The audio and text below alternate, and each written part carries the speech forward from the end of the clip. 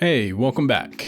Long time no see. In this video, I'm going to talk about the new Voltaic benchmarks. They released formally their new updated benchmarks. They got out of open beta officially. I did a review of the RespectfulAim benchmarks. I figure it's only fair I review these as well. If you're new to the channel and you're wondering who I am and why you should listen to me, well, first of all, you probably shouldn't.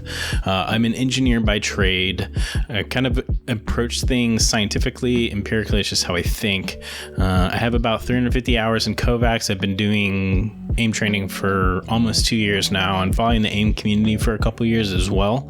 And I just like making content to help people improve. I was plat on the old Sparky benches before they changed to Voltaic. I got silver on the RespectfulAim benches, which is equivalent roughly to high plat in Voltaic. As always, I'm going to have links, timeline in the description, but let's jump into the review.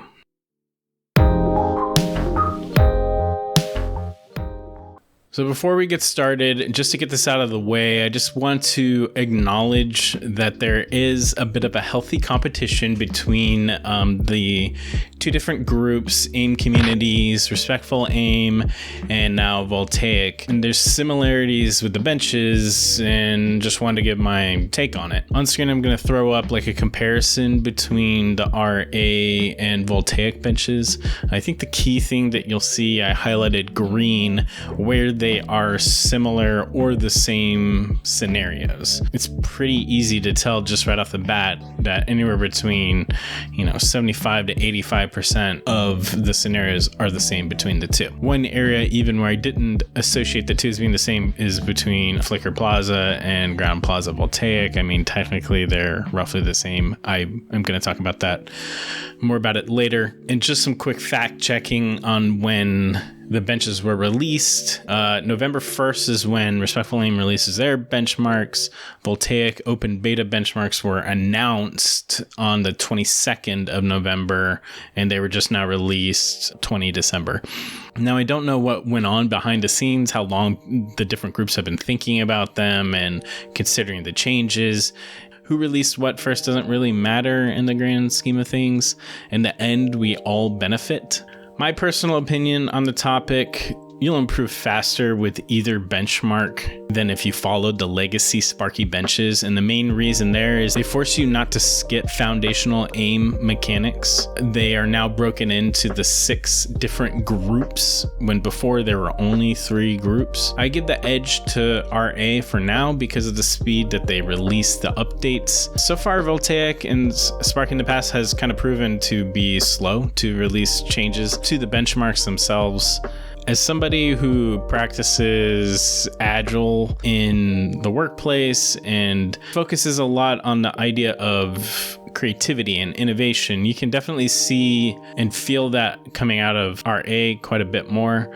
RA as a community is really more of like a shit posting group. Voltaic is obviously trying to put a more of a brand and like a business edge to it. So it's kind of an interesting time in the AIM community. It's an emerging, exciting field, and things are coming out constantly all the time. New things are being learned, and that's kind of why I give RA the edge. That might change though, because Voltaic is hiring a whole new set of people. They're creating this whole groundswell of interest. I mean, they're definitely, the 600-pound gorilla. Like I said, I think it's going to be interesting to see where this goes. Ultimately, no matter what, everybody in the AIM community is going to benefit from the existence of both of these communities. Now, moving into more of a quick high-level comparison of the new Voltaic benchmarks versus the legacy Sparky benchmarks. I tried to break them down, the legacy ones, into their equivalent categories, even though they weren't categorized as granularly as they are now. But you'll see a lot of the same types of scenarios. You'll see the Air Nuns, the Ground Plazas, Pasu, Popcorn Go to Tracking, Bounce 180, Popcorn Sparky. The major theme that you'll see is with Voltaic, they rebranded them to be clear what they were. Instead of being community-driven scenarios, they then transformed those community-driven scenarios into kind of the branded versions, which I think it's a good move because it makes them easier to find and it makes it easier for people to understand you are running Voltaic benches. They also took the opportunity to, in general, make the scenarios more consistent and not rewarding cheesing the scenarios, making them more difficult to cheese, making them less prone to RNG. And in general, you'll see the transference of the consensus in the AIM community of the best scenarios kind of making their way in. And that's also evident in the fact that Voltaic and RA chose most of the same types of scenarios to do benches on. And you can read the scenarios description of the new scenarios. They did a pretty good job describing what they changed and why. You can also check the Voltaic Discord, and they have a change log channel where they talk about the changes were made and why they were changed. But as an example, like they changed Popcorn and Bounce 180 Voltaic. The jump patterns made them more variable so that you couldn't just sit there and farm knowing that the bot patterns are going to go in specific ways. They're trying to minimize those one-off runs. If you sit there and replay the scenario hundreds and hundreds and hundreds of times, and you have that one run that has all the best bot patterns, which cause you to get a ridiculously high score, they're trying to minimize that. So one of the biggest differences between the RA benchmarks and Voltaic is in Voltaic, they have it broken out into intermediate and advanced. They have the easy, what they call the easy versions of most of the scenarios on the intermediate up until you get diamond, and then to submit for master scores and above, you have to run the harder versions of the scenarios. There are some minor differences other than the fact that the bots are just smaller, but overall the theme is on the harder scenarios, the bots are smaller, approximately 30% smaller when I was looking at them. For the record, if you're running the RA benches, all of the benches, regardless of which role you're submitting for, they're pretty much always going to be the smaller bots. They're always the harder versions of the scenarios. Now you might be thinking, okay, well, the bigger bots, it makes it easier to get the ranks, and that's not necessarily the case. The rankings, when I was doing the research, they seem to be centered largely around percentiles. I noticed it was about 65 to 75 percentile for platinum ranks for pretty much all the scenarios, for example. So meaning you have to be in the top 25 to 35% of all of the people who have submitted scores for that scenario to have a plat rank. So that means it's going to be a sliding scale. That might not be the case. I don't know authoritatively that that's the truth, but that's just kind of what I've seen. So if you've ever been in a class where the grades were based on how well the overall class did, you might want to think of it like that. It's got its pros and cons, just something to consider. Just because the bots are bigger doesn't mean you're going to get higher ranks immediately. It just means that everybody else is going to find the scenarios easier too. Good news is, if you're like me and you prefer the harder scenarios, you can just run the harder scenarios of the benches that you want to run in to push yourself, and then just benchmark occasionally on the easier ones until you get the higher ranks. So before I get into going over each of the scenario types themselves, a lot of what I talk about in my RA bench review vid applies here because they're so similar. I'm going to try to cover new ground to avoid repetition. Be sure to check out my other video if you want to have a deeper dive on the 6 new categories specifically. And I always recommend Christmas is Canceled's playlist, how to approach each of the scenario types. I'll put a link in the description, but just know I'm not going to go into detail about how to approach the scenario types in this video. So now I've only been running these benches for less than a week now. I probably have only run them 3 or 4 times, and this is what my scores look like right now, just to give you an idea of what you might expect to see if you've already gotten a rank on Sparky, for example. And you might be looking at this and thinking, why so trash? I thought you were silver and RA, and that's high plat and Voltaic. Yeah, you're right. First of all, I'm trash.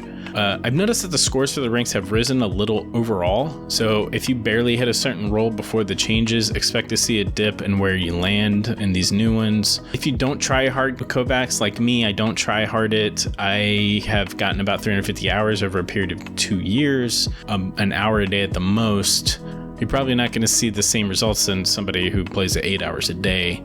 And it just goes to show you need to spend some time grinding the scenarios to get the scores that you want. That's just the way it is. You have to invest time into it. Let's go through each of the scenario types. So first off, we have static clicking, 1mol 4TS, Wideball 3T, 6 sphere hipfire. Not too much to say here. These are really tried and true sends. Wideball 6T changed from Sparky to Y-Wall 3T, 1-Wall 6TS, changed to 1-Wall 4TS. These are generally seen as more reliable, consensus established in the AIM community to be highly effective, difficult to game, low RNG.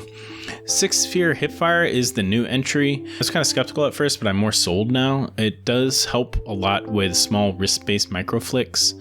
On RA, they recently changed their third scenario to Vox TS static click R aim. So they don't have an equivalent one. Kind of interesting there. To push for higher scores in this arena, I always recommend Christmas's Flick experimental routine. Eerie Cold is another really good static dot player who has a lot of the high scores on all of the static dot scenarios. He has a playlist he put together I can link in the description. Pokeball sends are seen as the types of scenarios that you want to approach to get better at static dots and to constantly push yourself on speed after working on precision and accuracy. So you always want to have those smooth lines between the targets, minimize the amount of waste going between targets, push yourself on speed after you're consistently getting good accuracy and straight lines. For dynamic clicking, you got Bounce 180, Passu, and Popcorn. These are probably the most standard scenarios that you're going to see. And that's a good thing, right? It tells you that these are tried and true. These are going to give you good results in improving your aim. And you're going to start noticing on these the rounded arenas. That's a common theme that Voltaic chose when updating these scenarios to minimize bots getting stuck in corners. The Popcorn Voltaic versus the Popcorn R aim. In R aim, you get 3 chances to miss. Not with this one. Pros and cons to each. I actually prefer having the 3 shots. There's also merit in saying, hey, you need to really make sure that that one shot that you get hits. For smooth tracking, or precise tracking as Voltaic calls it, you got Popcorn GTI, Smoothbot, and Air Angelic. These are pretty much one for one the same for our aim as they are for Voltaic. The Smoothbot that they built is a lot less RNG. There's no overheads. It doesn't take very long getting used to the movement patterns if you've been grinding the shit out of Smoothbot Invincible, which I personally have. The Air Angelic for Voltaic is actually just one permanent invincible bot, which I kind of like better than the RA version just because it's a little easier. And just like with RA, the goal with these types of sends is to make them more difficult to game. So if you loved Thin Gauntlet V2 and your ability to set your sends to 100 cm a rev to get good scores, sorry, you're shit out of luck here. So reactive tracking, you've got Fugla XYZ, Air, and Ground Plaza. Air and Ground Plaza aren't terribly different, probably used to seeing. You might not have spent a lot of time on Fugla XYZ unless you've been doing the RAIM benchmarks, because they also have a similar scenario. It's really tough. The reactive one that RAIM has put together is pretty brutal. It takes some getting used to. And one thing I've noticed is that people who have been grinding the Sparky benchmarks don't have as much experience in reactive tracking, because in the past you could just skip over them. You could just do Thin Gauntlet for your tracking and be done with it and never really have to run Air. A lot of people hate Air. It's a tough scenario. It has a lot of elements that people don't like to train. So I have a feeling that most people are gonna struggle with this category specifically. The choice of the Ground Plaza Voltaic, I actually like Flicker Plaza better. I think that they should swap them out personally. I think that out of all the scenarios in this group, people are most likely to grind Ground Plaza Voltaic just because it really just has that super reactive teleporting bot at the beginning, and then after that it looks a lot more standard Ground Plaza. Yeah, you can't game it as easily because it has those close fast strafes. And how to improve in this area, if you're struggling, I was struggling with this, you're gonna hate this, but I would suggest running a difficult tracking and reactivity routine like Zeke's track routine, SDK's reactivity routine. The important thing is to have very difficult reactive scenarios weaved in with smoothness sends. And the reason for that is if you just sit there and grind the shit out of reactivity sends, you are going to start predicting bots. You're going to start developing bad habits that won't benefit you in the long run, right? And that's another reason why I like Flickr Plaza, is because it has the elements of tracking mixed in with reading skills, which is really what you need to be good at reactivity. Probably one of the most difficult scenarios in kovaaks is air UFO 10 times hard small. I was grinding a bunch of that. It takes like 20 minutes just to do each run. It's ridiculous. It's a pain in the ass. I was reading the RA Discord and they're like, that's the worst scenario in existence. And they're probably right, but it helped me. So there's something that you might want to try. And just like with precision, you want to assume that the bot is going to travel in one direction forever. But with reactivity tracking, you specifically want to prioritize quickly flicking back when it changes direction as quickly as you can, and stabilize. Air 10 times hard helps me so much with the stabilization part, even if it's really frustrating to play. And like Unan says, just move your hand faster. So for the speed target switching, Pat TS, Psalm TS, and Box TS. Pat TS and Box TS are standard. The biggest difference between Pat TS now is it's just the heads. Box is Vox. If you've been running Box, you know what that looks like already. Psalm TS is a bit of an interesting choice here. This is probably new to most of us. As I've been reading, this is probably the most frustrating change in the benches that people have been running into. Psalm takes a little bit of getting used to. I like it though. It's a good scenario. For speed, you want to prioritize speed. Just move your hand faster. And tempo. Because you aren't penalized for keeping bots alive, you should focus a lot more on your tempo and establishing your kill chain. You want to internalize a time to kill, or TTK, for the bots. Use that as your tempo and move on if you haven't killed a bot in that time frame. When you watch GMs play these types of scenarios, you'll see them do that all the time. They'll leave a bot alive with just a little bit of health left. And the reason they do that is because if the bot isn't dead by a certain time that you know it needs to be dead, you're going to spend too much time getting that last little bit of health off of it when you should just be prioritizing keeping your tempo. That's way more important. You want to be thinking the next 3 to 4 shots ahead to establish your kill chain and optimize your movement between the different bots that you're going to kill to minimize waste. You can use Unan's speed routines here. I'll link them in the description. Why they're so effective for me, at least, is because it is mostly low TTK bots in predictable areas, so it forces you to focus almost exclusively on speed to improve your scores. So it really gets you in the zone to focusing on speed. Just move your hand faster. So for tracking, T-switching, or evasive, as Voltaic calls it, you got bounce 180 tracking, kin TS, and smoothbot TS. You'll notice in this version of bounce 180T, the bots have shorter jumps interweaved with their higher jumps.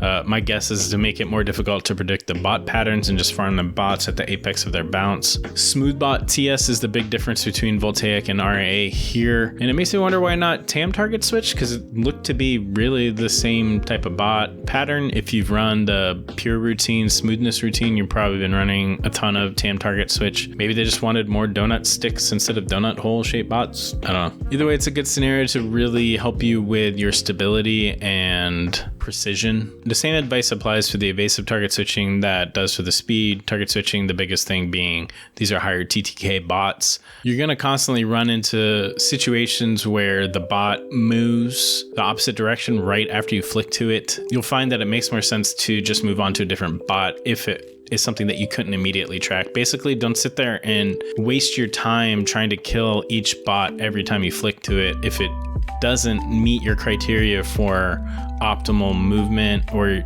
you just made a mistake and misread it. Don't force yourself to kill the thing just because you flicked to it. So that's it for the overview of the new benches.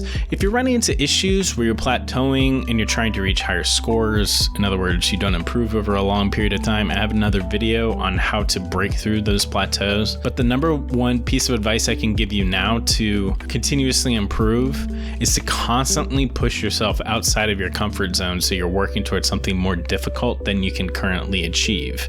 The way our brains work, we establish connections and learn the best when we experience traumatic events like frustration or sadness or even joy. So to get the best results, you can't just mechanically run drills and expect to show up one day expecting amazing scores. I got stuck on the RA benches and I couldn't get better scores on reactivity scenarios, so I started running air UFO 10 times hard small, which is a pain in the ass if you've run it. But a couple days later, I broke my high scores and I got silver in the RA benches. So a lot of times the investment that you spend now today, which doesn't immediately result in better scores, is going to give you better scores over the next couple weeks or even the next couple days.